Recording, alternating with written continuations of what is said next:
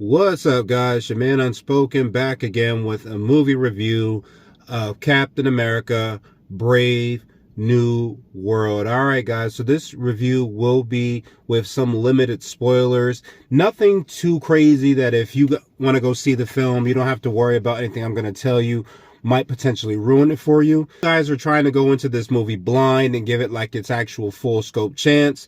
Make sure you guys stop watching this review because I don't want to ruin it for you guys. Or if you do want to continue watching the review or listen to the review, it won't ruin the movie too much for you that you might not be able to still enjoy it. Without further ado, guys, let's get into it. All right, guys, it's fair to say this movie has been dealing with a ton of adversity, right?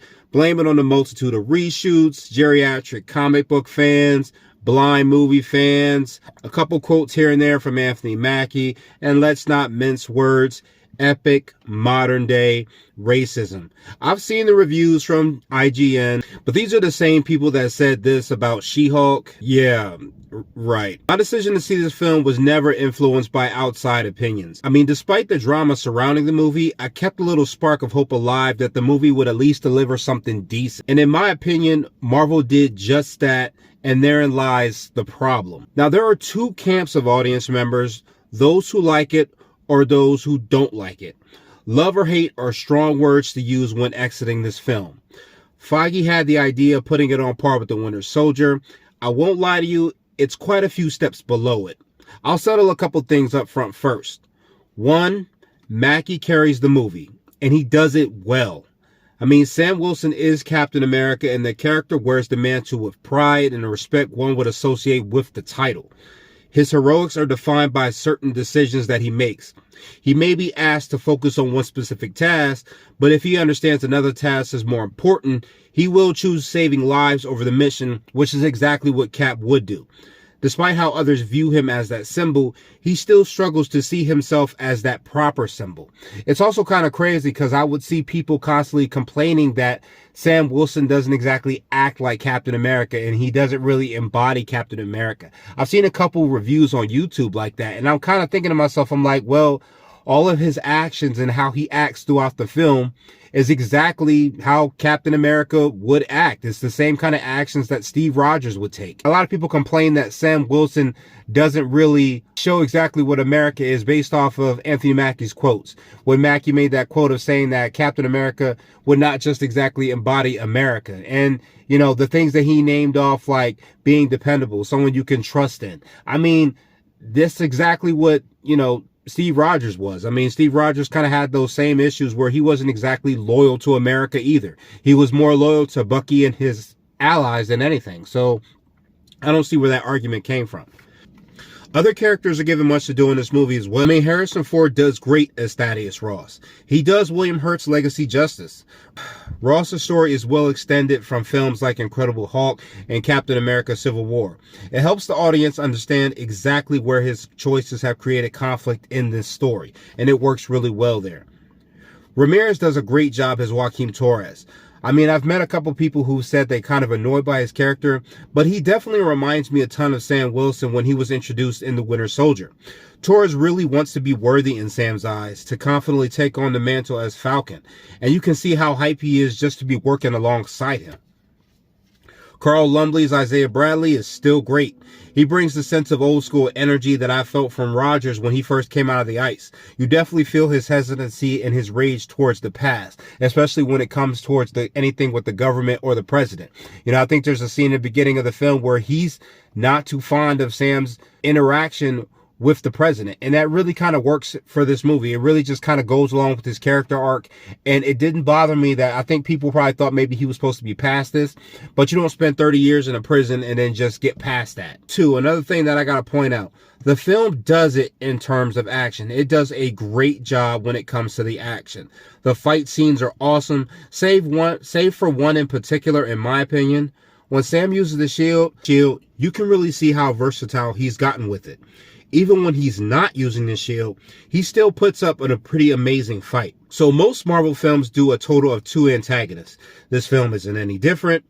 For this movie, one is the physical threat, which is Giancarlo Esposito, who plays Seth Volker, who is also aka Sidewinder, and the other is more terms of mental.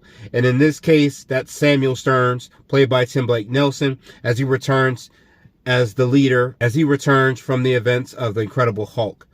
Another thing I enjoyed was the lack of overdone comedy we've seen in Marvel films. There are points in this film where I expected a bad joke, but it doesn't happen. There are also no romantic subplots in this movie, which I'm actually very happy about. I hate when those are in the film. They kind of bog down the movies for me. That's just my opinion. Now, as far as negatives, okay, because I do want to be real with the film, all right?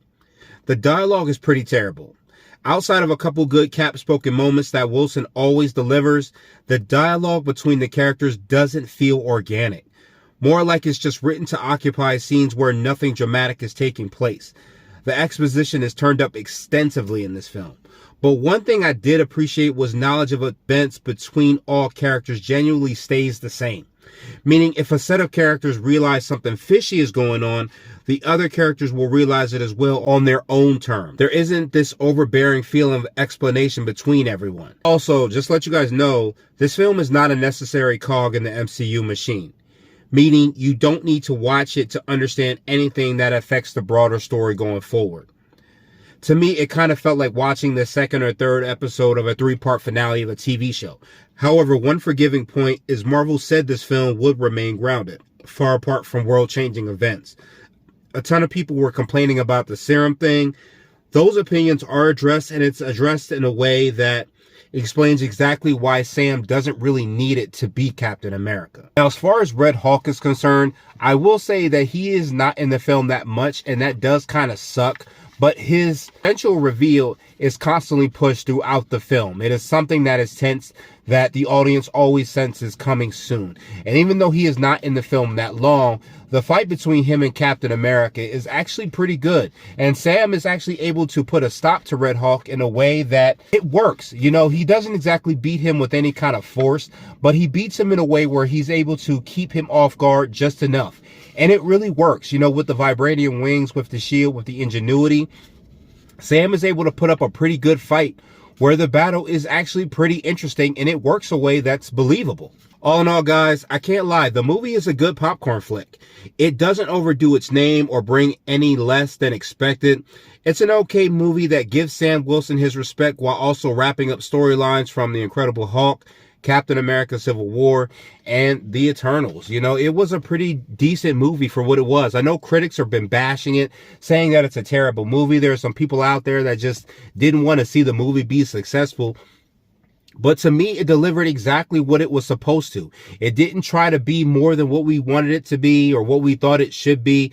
It stayed on par with those grounded elements that a lot of people were complaining about with the MCU. You know what I mean? I think people were expecting some kind of giant spectacle, but the movie did exactly what it set out to do. I would not put it over any kind of film like Winter Soldier or Captain America Civil War, but it's leagues better than things like Iron Man 2, Thor 2 or 4.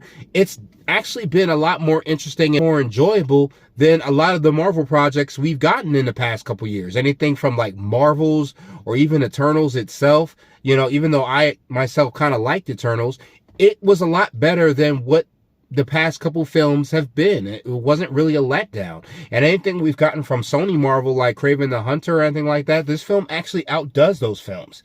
So I'm actually looking forward to seeing Sam Wilson as Captain America further. I can't wait to see what his character does with assembling the Avengers. I hope this is something that we see for cameos for the next couple films or projects that we see. So that was my review, guys. I hope you enjoyed it. I've been Unspoken, and I will catch you guys in the next one.